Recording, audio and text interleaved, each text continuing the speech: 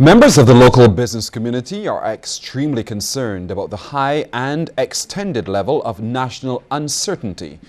This is according to President of the Barbados Chamber of Commerce and Industry, Lalo Vaswani, who made the comment as he addressed the Chamber's final business luncheon for the year at the Hilton Hotel. Mr. Vaswani said the concerns came out of a one-day closed-door forum. Earlier this month, on the 7th of November, 150 members of the Chamber participated in a members' forum held at the Radisson Aquatica Resort Hotel. Members were extremely concerned at the high and extended level of national uncertainty.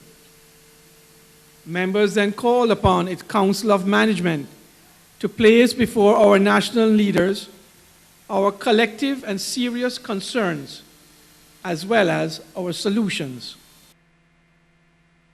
Mr. Vaswani says it is critical for a mutual understanding to be achieved. He also stressed the importance of embracing foreign direct investment, but ensuring that a level playing field exists for all operators. Unless the private sector, in its primary role as engine of growth for the economy, is enabled and supported with timely implementation of sound economic policies, the vehicle of nationhood could suffer irreparable harm. A vehicle with an engine that is dysfunctional is as good as not having a vehicle. Pinnacle Feeds has seen a reduction in volume sales, and the decline is said to have been registered in all feed categories. This is according to Pinnacle's Chief Financial Officer, Jason Sambrano. It's obviously directly related to people's ability to spend and disposable income and stuff. So volumes are down, and when we look at volumes between 2008 and now, in some cases we're more than 30 to 40% down in volume sales. So, but we continue to work feverishly to maintain the quality of our feeds, to provide our farmers with the best feeds possible so it'll be most nourishing to the animals. Mr. Sambrano says Pinnacle Feeds is committed to Barbados and has maintained jobs. Now let's take a look at how stocks traded on the regional exchanges.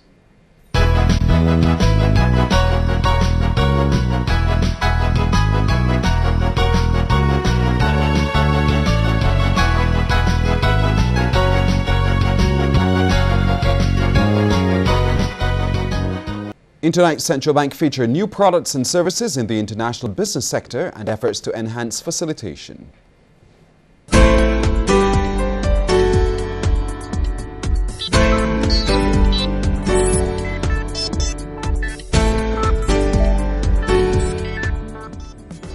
Barbados's international business and financial services sector has been identified as a key component of this country's economic recovery. In this program, we will be looking at how improved tax treaties, new markets, products and services, as well as easier facilitation through IBFS savvy professionals can provide greater foreign exchange growth for Barbados. I'm Shane Seeley. Now we asked one of the country's oldest and most respected professionals, Senator Trevor Carmichael QC, just what makes up today's international business and financial services sector. Over the years, the international business company legislation and indeed international business has become strongly merged, if you will, with domestic business. And that was something which was very much in our favor as we sought to withstand many of the attacks of the international regulatory agencies, which indeed complained that small international financial centers were ring-fencing their operations and not really operating in a transparent manner. For many years, the local international business sector has been dominated by interests from Canada, but that trend is changing to include companies and other financial concerns from Latin America, Britain, the United States, and more recently China.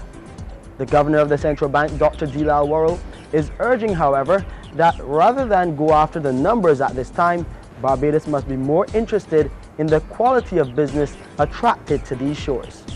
We are not going to be too concerned about the actual numbers of new registrations so much as the nature of the businesses that are going to be established, and focusing more specifically on those businesses which will help us to grow our employment and the revenues generated within the economy.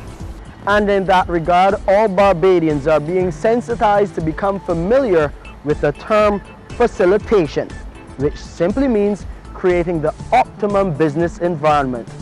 According to the Central Bank's legal counsel, Sadie Dixon, this will be the key to attracting businesses of substance to Barbados. It has to be inherent in all of us. We have to change our psyche, we have to change the way we think about what facilitation is, what it's about, how it creates to the bottom line as it relates to our fortunes, our revenues.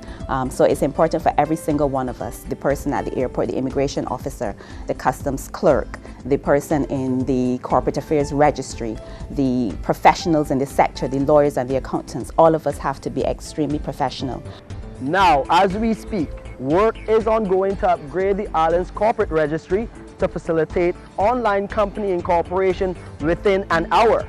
Plans are also in train to create a single investor e-card, where you have all of the information on a particular investor housed in one place, so that there's not a repetition of processes. You have the work permit details on this card, you have the tax status, you have the type of business the investor is involved in, everything on one card, so that there's ease of conducting business. Now, other critical decisions which will increase the IBFS sector's foreign exchange earnings include fine-tuning the island's expansive tax treaty network. Traditionally, we have done very well with our treaty with Canada. We have used our treaty with the United States from time to time very well too. Some of us have used the treaty or tax treaty with Venezuela very well. And some of us have also used extremely well our treaty with China.